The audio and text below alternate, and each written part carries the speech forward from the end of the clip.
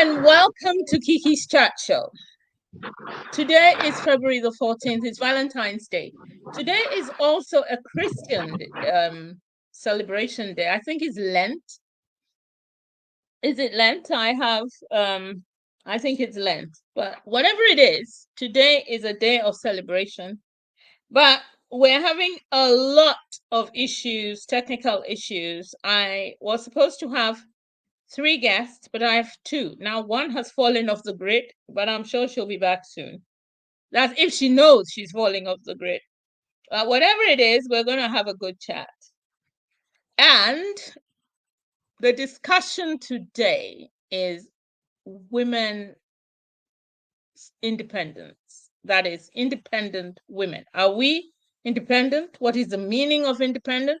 Should we define the meaning of independent? Are we doing better than we did in 1956? Now, I like to use 1956 because that's the independence of Ghana. I am from Ghana. That is my motherland. I make no bones about my pride of being a Ghanaian. I'm an African, and I'm also born and bred in Britain. So it's a whole confusing ballgame. Having said that, it would be foolish of me being Black, to claim to be anything else but an African. Therefore, that is who I am. And a woman as well, a very proud woman. Having said all that, I have 2 wonderful women with me today.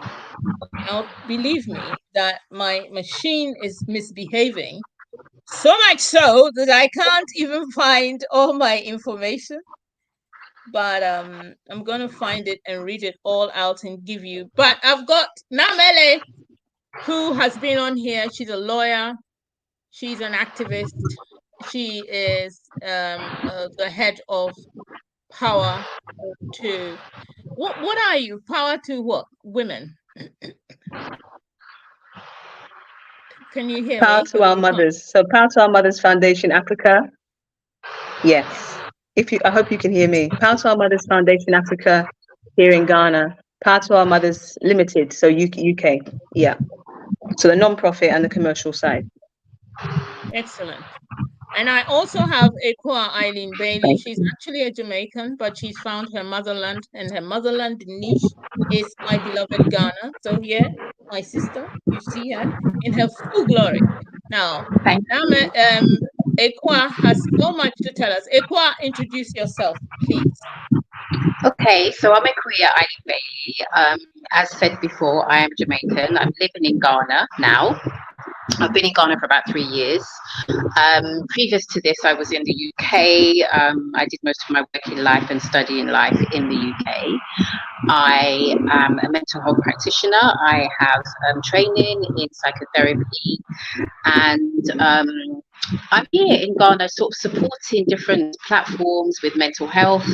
In Pram Pram, we're supporting schools to help the schools who don't have a lot of money. We give them finance, we financially support them, we support them with education in whatever ways. And I'm currently working with a young lady trying to do some empowerment, self-esteem as well. So that's what I'm currently doing. Thank you for having me tonight. It's a pleasure to have you on my show. I'm very, very happy to have you on my show. Today we're talking about independence. As I said, I have a lot of questions. One of the first things that people ask, though, is when women talk about independence, what do they mean?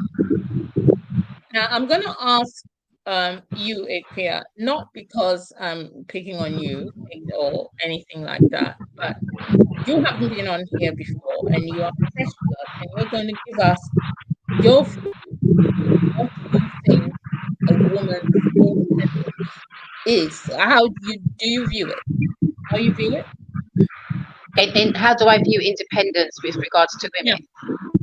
Yep. Okay. I think independence with regards to women take on quite a few forms. Okay. I don't think it's just one thing. I think we could be independent Individually, we can be independent.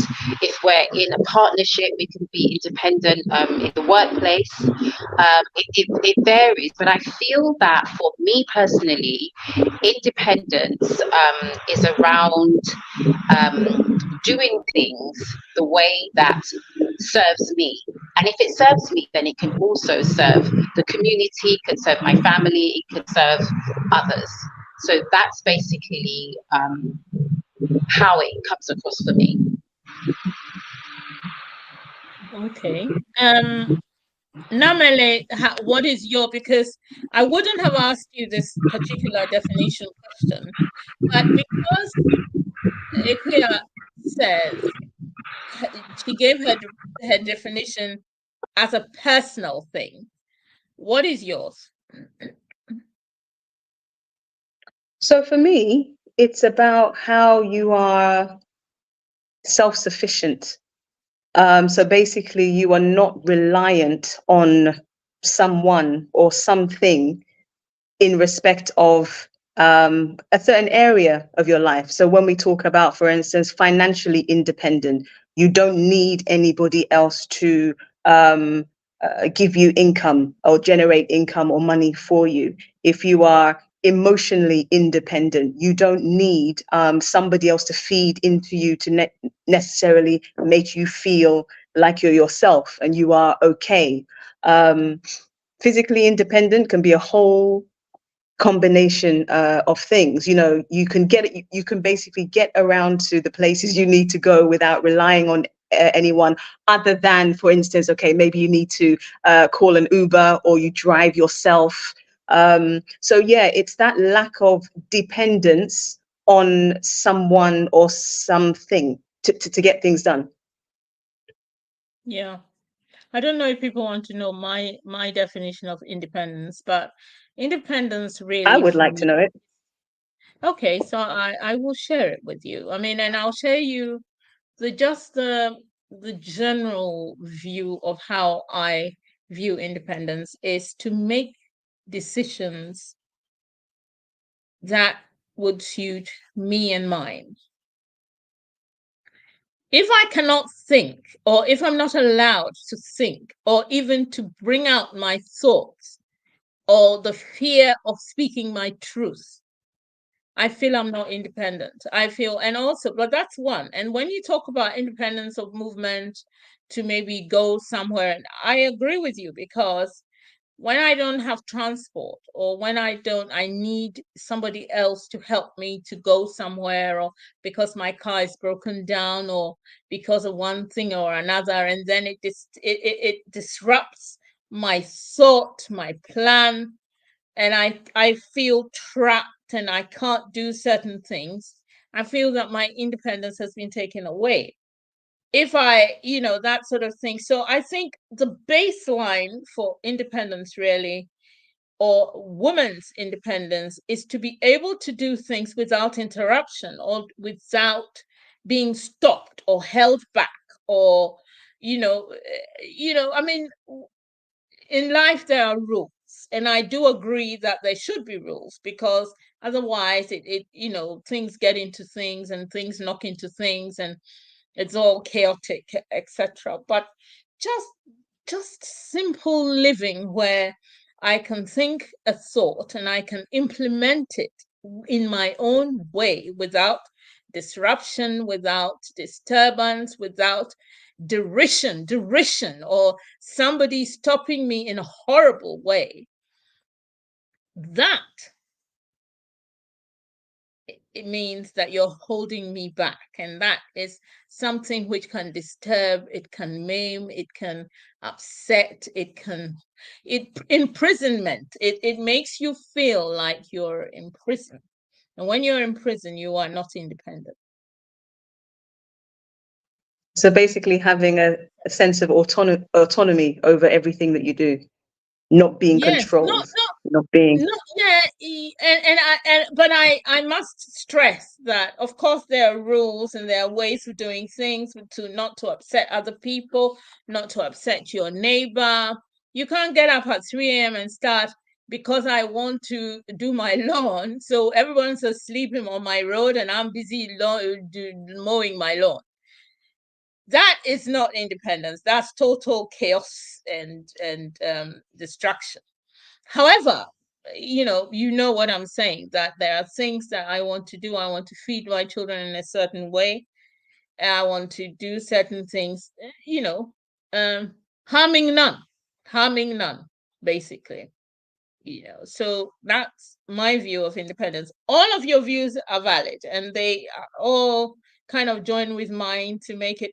So they always say that women always live, they want different things because our environments are different, our cultures are different, our understanding of things are different. And I'm sure Akua would attest to that, because you're Jamaican, you've lived in Britain for so many years, you lived, worked in your adult life, and then you go to Ghana and it is a whole different Yes, culture.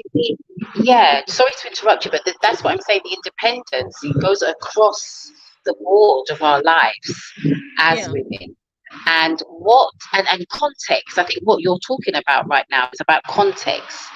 And what comes to mind as well is the seasons that we're in our lives as well. Different seasons for different women. And so the independence can take on a different form.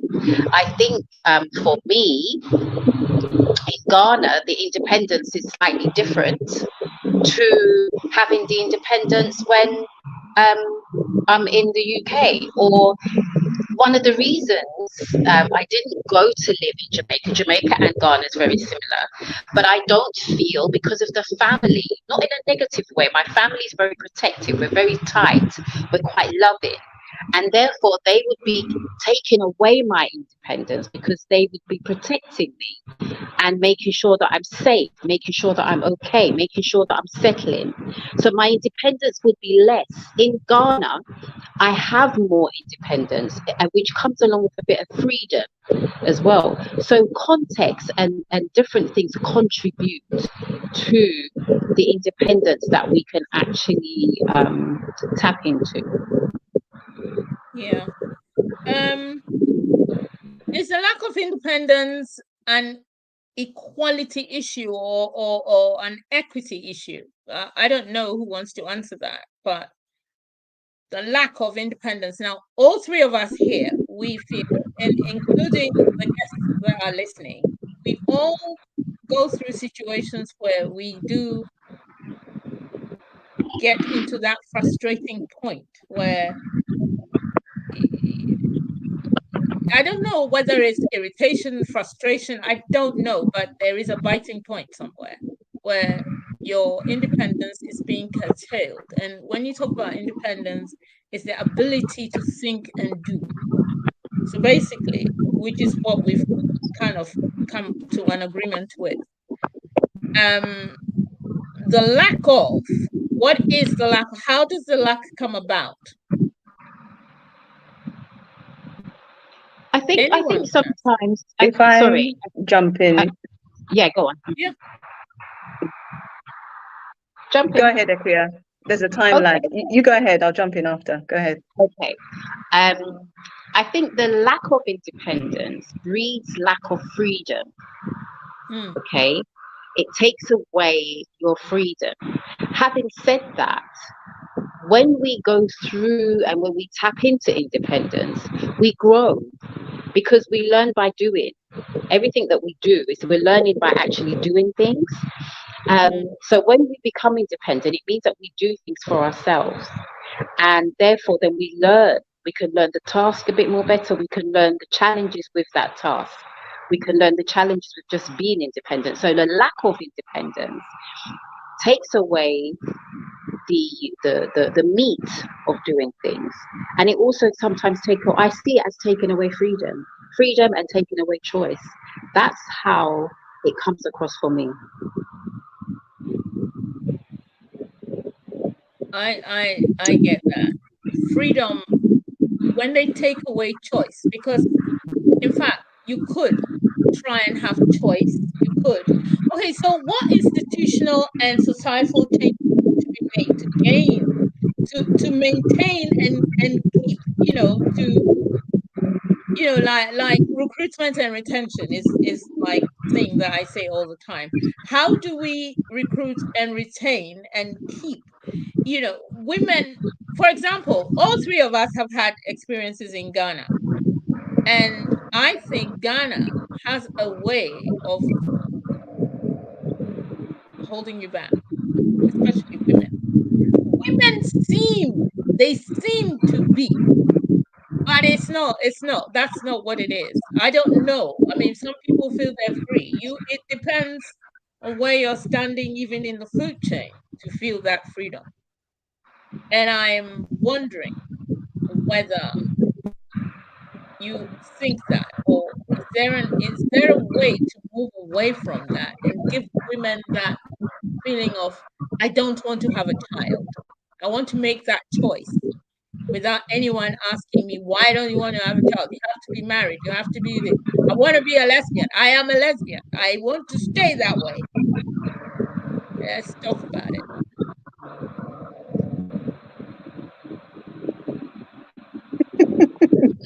When you say, is there a way to move away? It's already happening whether people like it or not. There's a growing trend, definitely an increasing number of women, not just here in Ghana, I think everywhere. There definitely is an increasing number of women who are saying, I don't want to get married, actually. And even if I get married, I don't want to have children. And so what that's producing is this backlash of commentary from men, saying, oh, but if you don't do that, you're going to end up lonely. You're going to end up lonely with cats or dogs, whichever your preference is of animal. I'm really encouraged actually to hear it, especially from the younger women, because they seem to be so much more resolute about it, like unapologetic. No, I'm not going to get married. Still recognizing that there are certain family expectations, societal expectations, and even still, when you speak to them, they'll just tell you straight. And I've heard stories of, maybe one young woman, say, I think early 20s, and she's very adamant, yeah, she's not sure she wants to get married or have children. As an older sister who has a child, things didn't work out with that. She's been married, things didn't work out with the husband. And now she's worked hard to get herself back on her feet. She's working, she's looking after a child, and now there's pressure on the family for her to get married. So she and the sister are thinking, but that doesn't make any sense because she's actually doing well. So why does she now want to go and put herself into something that may pull her back? There's a lot of those conversations coming up, and it's tricky in my sense. I'm sure Equia may pick it up because what you were talking about, how things may feel different here. I've spent a lot of time, the majority of my time has been in the UK, and compared to here, there's definitely a much stronger weight here towards marriage, children, what they call the traditional roles. And I feel it much heavier here than I feel it in the UK. And for me, one of the most obvious reasons actually is because someone will say, well, yes, Ghana is a much more religious country than the UK, which is where I have experience of. So yeah, that feel, it's very different in as to what we would think independence is here. Equia can speak for herself. There's a certain amount of independence I feel I have here that may be less so actually back in the UK, even with that heavier patriarchal slant here. So there are a lot of factors that go into it. So I'm glad we're having the conversation because it's not just a simple question of, independence. It definitely does not look the same for every woman at every season of her life in every part of the world. And what I'm seeing is that we are redefining it for ourselves. And I think that's excellent. It's excellent that we're I like what you said. I really do. But that then means, from what you said, from what I'm gathering from what you said, it means that you must have something, either money or education. Two things. you'll need either money or education to give you that independence that you need, because it is expected that a man looks after you. It is expected that you marry so that somebody's doing something for you to keep you, in that level that you want to attain. You don't agree with me. Tell me that I'm wrong. No, the expectation. Yeah, you've just spoken and shared about expectation, and Yeah. that's true. That is the expectation, that I think that the man does this for you and that you don't do it for yourself. Yeah. And I've seen it and heard it and felt it so much in Ghana when you say, I only have one daughter, and they feel that there's a reason for that. They don't feel that that's a choice. They feel that there's a reason why I decided to just have one. And it could be that you decided to have one because you were ill. You couldn't have any more children. They don't see it as a choice. They don't see it as, I chose to do well with one child instead of having several children and not really doing as well as I would like to do. So there is an expectation to be a certain way and to make the choices of the majority. And I feel that as an independent woman, there is there's some courage that you have to draw on to just sail through this expectation of people, especially in Ghana.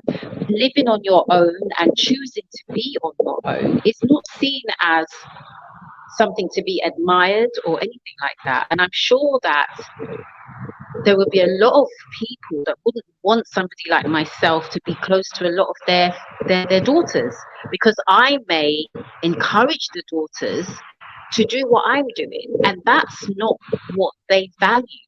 They value that, as you say, the man looking after you. But as my sister said, things are changing, and the next generation are seeing completely different, and therefore things are definitely changing. Okay, one question which I mean, and you can also ask questions, and listeners, you can also ask questions. My personal question that it always beats me up till now is, so from our grandmother's time or great grandmother's time till now, are we independent? Do you think that we've come a long way and we've reached somewhere and we're nearly at the cusp of freedom? Do you think it? I think we are. I don't think that we're not comparing like for like when we say that. And it reminds me of when people say, just generally, men and women, they'll say that, how much things have changed, how times have changed where people rarely marry for life anymore. At the time when I was at law school, it's like early 2000s, then the talk was all about, now had been reported or researched or what have you, and it was known that instead of people getting married for life, now it was much more common for people to have long-term partners. So they'd be in relationships maybe for 10 or 20 years as opposed to 50 or 60 years. So for me, it doesn't actually make sense to compare like for like, because the environment was different. The technology, which makes a difference, that was different. Our mindsets are changing. I wouldn't actually know how to say, well, yeah, here we're a bit more independent, because the things that our great grandmothers and great great grandmothers were doing, they may have been doing them in a different way or not doing them at all because they don't have the tech that we have. They weren't maybe having the same level of education that we were. Not to say that they weren't going to school. Of course, there's not much that hasn't been done, you see. It depends where you refer to as well. When we talk about our great grandmothers and things, are we looking at the ones who were clearly living in, what can I say, in the matriarchal context, where of course then they are empowered, as opposed to us here, which have that heavy, as I would say, heavy, patriarchal lens. Whether we like it, it's there. So it's like, you know, what are we? Maybe that's the thing that's even forcing some of us to come out ferociously to claim our independence, because we're tired of this system, because it's not natural, you know. So my response is that it's not like for like. My one of my grandmothers, I mean, she had 8 children. It's rare that where I grew up, you know, in the UK, it's rare that we have so many children. Again, choice, we're thinking about quality of life, education, all of these different things. So even in that sense, I wouldn't compare. The independence would look very different for me anyway. Right. Do you think the same though, Ikria? I do feel, I didn't think of it in terms of comparing like for like, but that's a very good point actually.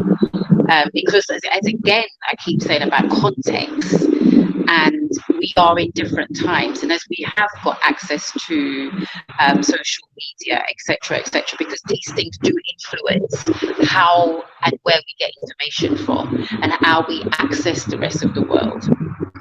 So it's true about the like for likes, and I do think that things have changed and they should change. But I do feel that it takes. I mean, I've had to be intentional about being who I am, and I'm definitely an independent, melanated woman, but I've had to be intentional about that. And there is sometimes a price to pay, because, like, you know, there's people that will disagree with you, or there's people that will be scared for you. And worry about it, and are you okay, and can you manage, and is she doing the right thing? And, you know, coming to Ghana, I came to Ghana to live on my own. It was a decision, it was a singular decision that I made, and at the beginning there wasn't a lot of support for whatever reason. Okay, now people have seen me settle and go through different groups and stuff like that, so they actually see it differently. So in order to embrace the change, and for things to be different and to maintain my independence, for instance, there is a price to pay. You have to be intentional.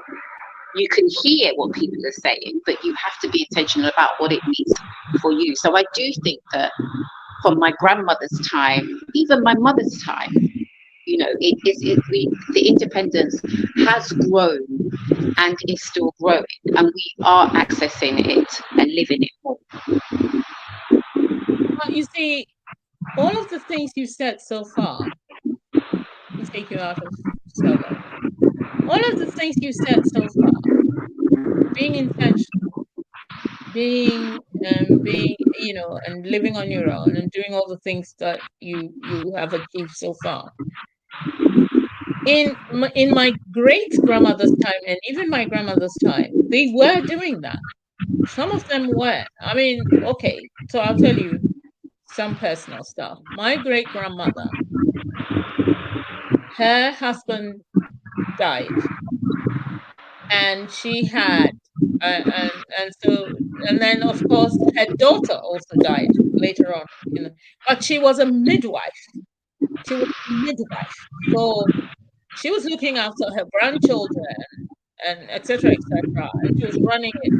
Luckily for her father built her a house and all of that, so she was doing all of the things. And they were bad. Somebody's written in the comments that we've regressed. Our great grandmothers and grandmothers were badass. They were more empowered than we are, and I think it's true. I think that where in my experience, the women have done more, and society is much more, is stronger now, and also women are not allowing other women to be empowered because they are not empowered. I think that there is a problem somewhere. There is I mean, some of you are doing it, but I think when we look at the wider frame, if you cast your mind continually, you have to be good. You have to be well behaved. You have to be, otherwise you. So I saw someone say, Otherwise, you are reactionary and you are not behaving well, and you have labels, and you may not be doing anything bad, but you are labeled, you are looked like as somebody who is going against the grain. And even more when there are so many Christian with Christian ideas and things. It's also part of the problem that we're under, where you are not behaving in a Christian manner, you know. But I don't know. I look, I am very reactionary, and I'm doing what I'm doing, and I'm doing it and don't give a toss. Because at the end of the day, none of those naysayers feed me. They don't know what's going on in my life. They do not know how I'm feeding my children, etc., etc., etc. However, it's there. And even though we do not want to discuss it, or we don't want to argue it, or we don't, it's there. Now, how do we get the women those? I don't want it, the word is judgmental. Judgment alone is holding us back. That right. Do you understand? Wonderful. I mean, speaking the truth, and I swear to you that look, my life has been in a certain way where it's only strong women who've got me to where I am. And I'm grateful. Therefore, there has been no moment where I did not have bread to eat. But this is a whole different fight. If I look outside, thousands, swathes of women, and if you want to leave Ghana even and go to any African country and even come here in this Western world, this Western world will make noise that they are free, but they're more oppressed than the woman in Ghana who's carrying the load on her head and carrying the baby on her back. I'm telling you, I mean, that is the truth, but we're not framing the truth properly. We are not looking. Please look at it. I'm not saying agree with me, but think about it for a second and see how it is for people. There are some of us, if you're educated, you have a level of freedom. But trust me, if you do go to church with all your bloody education, there are women in there who are looking at you like, look at her. And she has only one child. She won't even try and get married. Look at her. Look at what she's wearing. Look at it's now, there are thick-skinned ones like me. I don't even go to the church anyway, so that cuts me out of there. But generally, and that's where we should be at. That's where we should be discussing the whole idea of I don't want reactionary women. I mean, you can't always be fighting just to survive. I want women to be free and to do, if you want to do that kind of thing. I don't know if you understand what I'm saying, or if anyone understands what I'm saying, but my point is that there are issues there, and it's not even underlying. It's there in your face, and therefore the me's and the others, and even you know, there's something going on if you're not doing what the norm is. There must be something. So there's also the chat around, and trust me, even if you're not looking there or anything, you have to be stoic to survive. Now, why? Why do I have to be stoic to survive? That's my question. It's a question. I'm just saying that this is my view, this is my experience, this is a question. I do not have daughters. And I remember once I was having a discussion there were more guys than girls in the discussion. So I didn't really say much, but I did say that all of this is nonsense. If I had a daughter, I would not be telling her what you guys are saying. The guy said, well, that's why you don't have one. And you know, it's a throwaway comment, but it really upset me. If you get the implications of what is being portrayed. Do you see what I mean?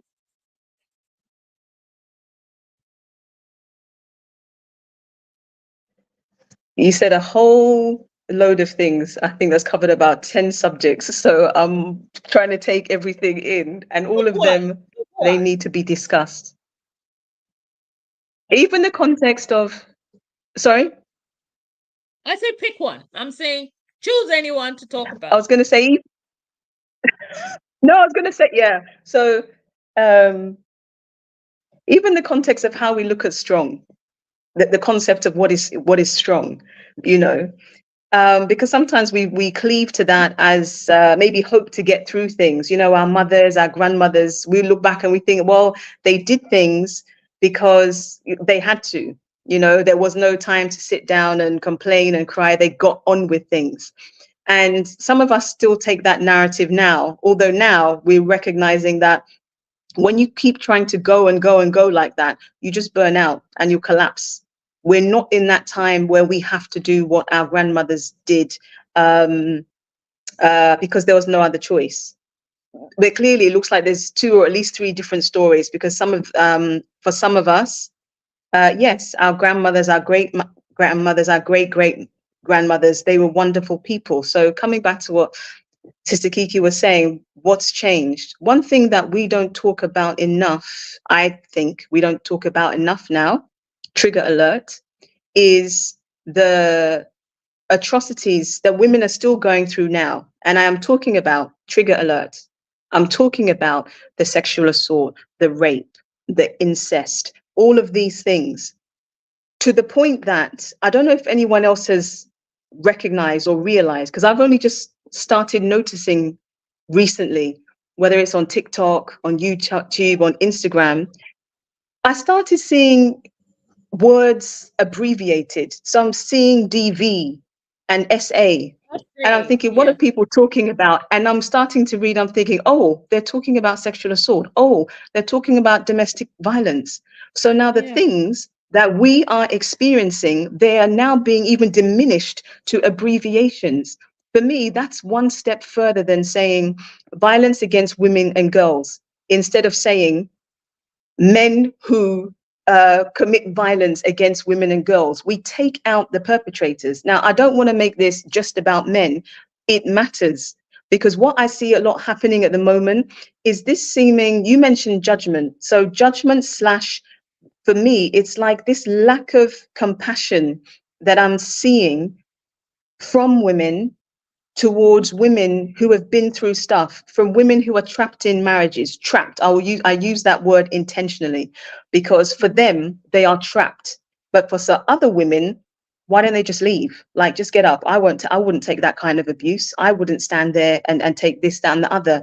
There's a lack of compassion. There seems to be an ability for us to be able to see another woman in a situation and think, instead of thinking, oh, but she shouldn't be there, just get out, and thinking, how did she get into that situation?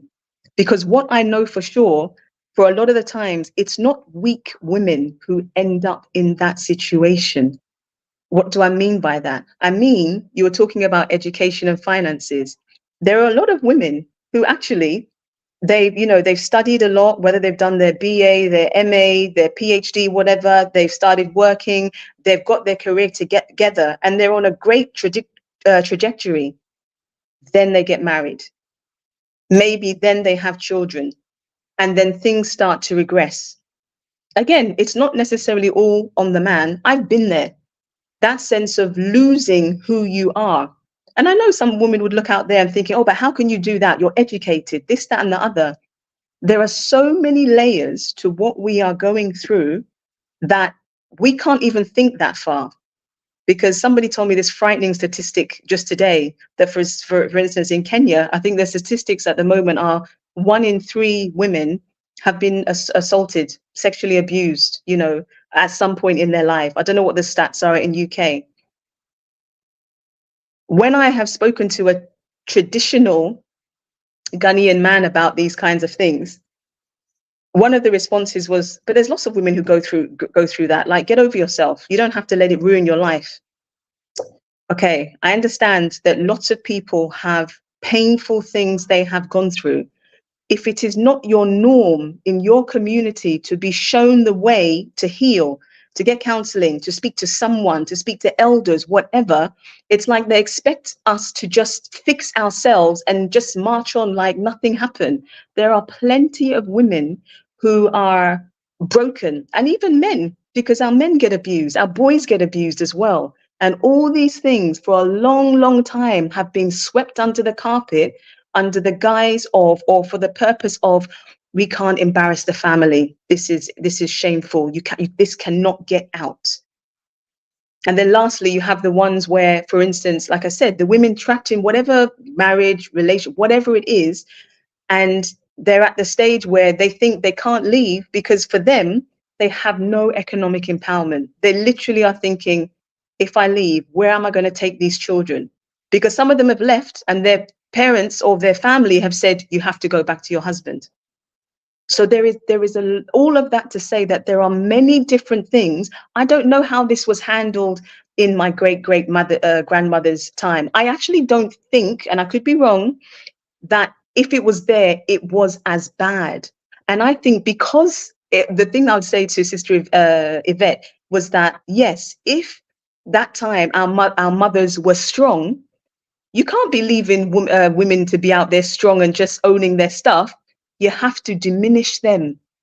So there has been, and there still is, a steady program, steady conditioning to diminish us.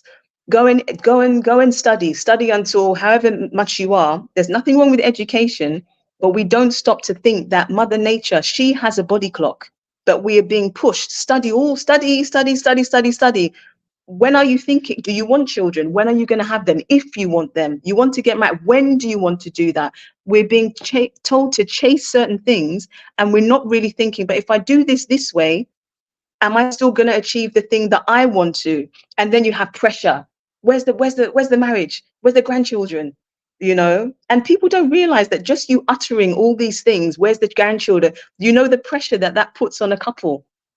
You want to see your grandchildren, but you're the reason why the couple can't get pregnant. So when I said there's a lot, I probably covered about 10 things in the one thing as well. That's what I'm talking about, that we are not speaking about enough collectively. Okay, I'm done. Thank you so much if you made it to the end. Oh my God.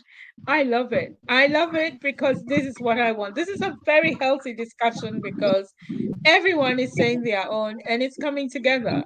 We are saying the same thing from different perspectives, and that is it. That is it. My thing at the moment is, how do women need education? And when I say education, not a PhD or a doctorate or anything.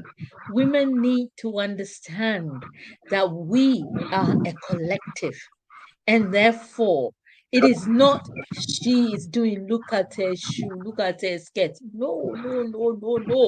Those are rules made by some people. And in this world, and I've grown up to realize, I mean, I was reactionary all through my life only because, and I couldn't help it. It's not that I came up into this world and I was thinking, let me be rude or let me be, no. I used to wonder these questions in my head. What do you care what I'm doing? That's my question. It drives me crazy. You know, why? And why do you care what the other person is doing? And we need to change that mindset. And maybe that's what the situation was. And maybe there was gang warfare in those days. If somebody was essayed, as you said, the mothers would, the collective will kill the man or do something to him. So he would be too scared to do that. The rest watching on. And this is how we need to be together again to do things. I mean, I grew up, and I think it's a blessing. The more I grow, the more I appreciate that I grew up amongst women.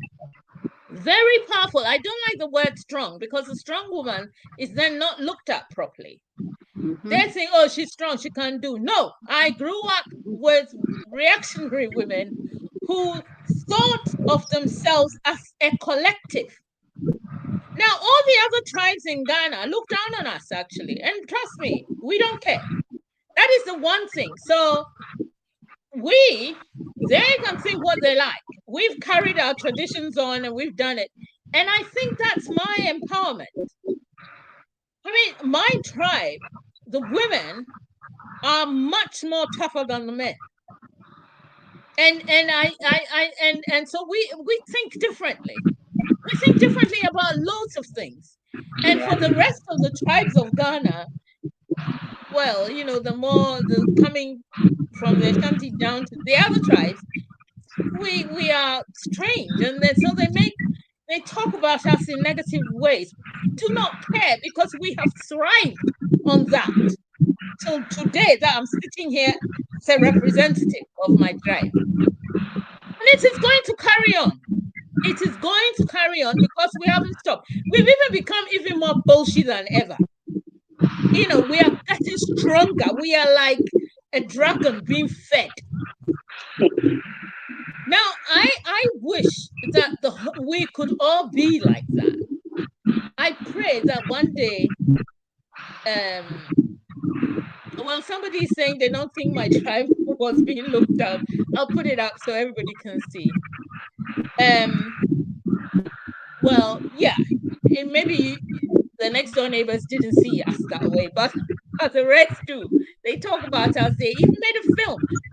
They made a film about us, and we had to actually put a stop to it and stop that film coming out. You know, it's a whole process, and I don't even want to go there because it's me talking about my thing, which is not the issue. But the truth of the matter is, we need to educate each other, especially women, and we need to move from the Western way and start looking at us. The world is changing, and if we carry on looking at the Western way to look to things that, oh, you know, women, this and that, there shouldn't be a discussion on the freedom of women at all. It's these people who brought it to us, and they are wrecking our lives. Their systems is blowing up in their faces. Now, I must stop here. Please, Apia, tell me your view. Yeah, because one of the things that I think is worth mentioning is that we are now naming things. I hear that, you know, we're putting DV in short, and you're perfectly right with that. But you see, even if you look from the mental health perspective, you know, mental health is not something that was recognized for a long period of time. And I agree with everything, like in terms of women not really being compassionate to women. But I think sometimes we get triggered. And I've been in situations where I've heard of, it was a general social discussion where a particular person was listening to what was being said, but she was triggered. She didn't realize that what had happened to her was actually abuse. So we are now naming things. Things have a form, they have a name. And so I feel we're going through that kind of a stage of birthing, like our strength or our understanding. You know, we have to understand certain things, and we have to understand what that carries with that. You know, when you do get abused in whatever way, because there's verbal abuse, so somebody doesn't have to just put their hands on you. We are now naming that, and then we are now having to deal with the ramifications of what that meant to us, what we lost. And then from looking at what that took away from us, we then have to then refill the cup and then go forward with another sister. So it's a process.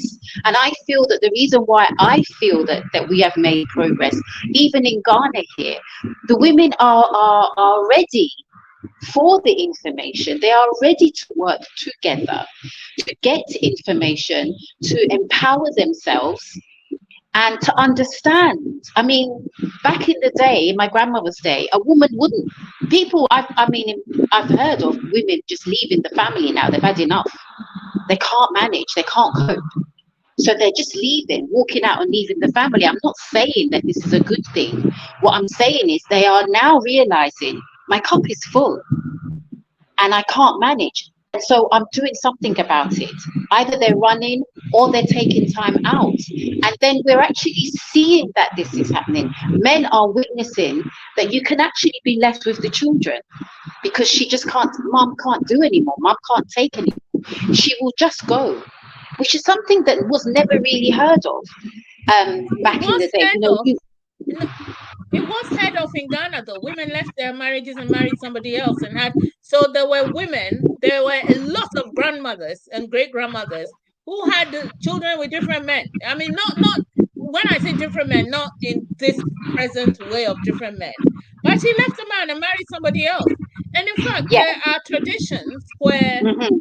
if you're not happy with what is going on, you take the calabash, you take it to your in-laws' house, break it 3 times, boom, you're free. And then you Yeah. marry somebody else. I understand that. I'm speaking about the women who just go missing. They're not going on to take on another family. They're not going on to, they're escaping for themselves. They're just disappearing.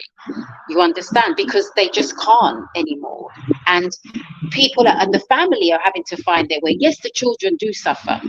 They do suffer because they have to find their way and things have to be adjusted. And, you know, their education. I heard about this from the education standpoint and what that means. And then some of the head teachers are now having to be pastoral, you know, instead of just teaching education, they have to offer like pastoral care. And so all of these things are extra. Yes, the mother may have gone and disappeared, but we're also holding space as women in the schools for the children that are going through this. So there is a whole heap of what we're dealing with. But I really feel that it's important to emphasize that we are now at the stage where we are naming these things. We are now talking about these things. When we talk about these things, we can then get the tools to be able to help ourselves and to help other people as well. You know, our time is, you will not believe it, but we've been speaking for almost an hour. And it looks like we've been speaking for like 10, 15 minutes because it's been such an involving discussion. I think we need to come back once in a while or once a month or something. We do. To talk about this and to use the video to show other people what the thoughts are. Every time, you see, one of the reasons why some people are managing their lives now is because somehow the truth is outing. People are coming out and saying things, and it is resonating with somebody else. And then they kind of, you know, and you know, we've had a powerful discussion here. You know, it's so strange and but true that we could all be in a situation, but we translate it to come together in different ways, but it makes the jigsaw fit. It fits. So we need to do this more often, and we need to talk about women more often. Women need help. Women need to address certain situations. Women need to realize that things, the ways that we need to unravel the whole thing. It is in the middle, somewhere in the middle, that things went awry. I'm telling you this for fact. If you, depending on who your ancestors were, you can see that things got a little bit messed up somewhere in the middle. That middle, we need to correct it. I think that's what we're working. I think that is what we are working to do. And as Akua said, it's not going to be pretty because there's plenty of things that we are revisiting or we're realizing, and we're trying to find our way. And for me, it's not necessarily everything we have to go back to. I've said it to you before. It's like me, I'd question everything.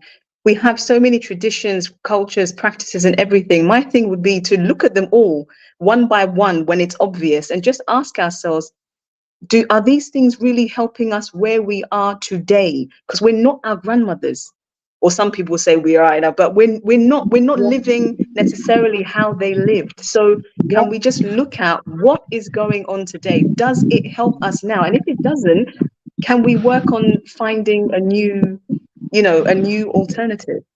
speaking to your thing about You know, community, that is why we have the Black Women Venting Room. So the Black Women Venting Room I created just so that we could talk. Because as Equia said, it's like we can't always necessarily put the words to what it is that we've experienced. And then on top of that, even if we've experienced something, we're not completely sure if it was okay or if there was something wrong with it. And we can't, it's difficult for us to find the spaces to do that without feeling what you were saying, Sister Kiki, about, or someone's going to say to me, well, what's your problem? Like, just get over it, or whatever the issue is. So we need more of those spaces where we feel safe enough that we can say, so, I don't know if this is okay. This is how I feel, just so that someone else can say, they may not even say, I've been where you have been, but just to say, I understand. Like, it's okay for you to have felt like that. Now, what can we do?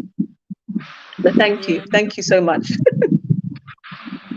Do you want to have a last word, Equia? Yeah, just to say it is important for us to look at how we feel.